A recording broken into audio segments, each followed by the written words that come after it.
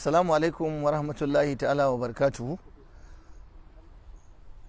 Ina kira ga iyayena mata masu aure, ku kula da amanar aure. Daga cikin kulawa da amanar aure shine biyayya ga miji. Annabi sallallahu alaihi wasallam yayi bayani cewa khairun nisa'i man idza amartaha ata'atka. Mafi alheri a cikin mata ita ce wannan matar da idan ka bata umarni za ta yi maka da'a.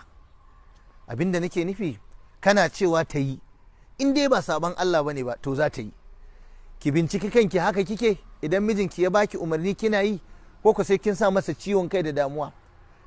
Manzo Allah ya ce wa idza nazarta ilaiha asarratka. Mafi alheri a cikin matan nan ita ce wanda ko kallon ta kai sai ka ji farin ciki, sai ka ji daɗi. Dan Allah haka kike da mijinki ya ganki yana jin farin ciki, yana jin daɗi?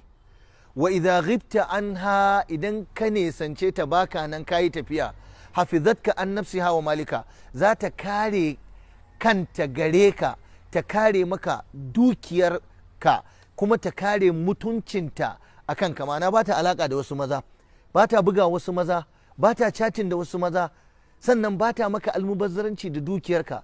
Tana ƙoƙarin kare ka, tana ƙoƙarin kare maka mutunci, tana ƙoƙarin kare mutuncin aurenta.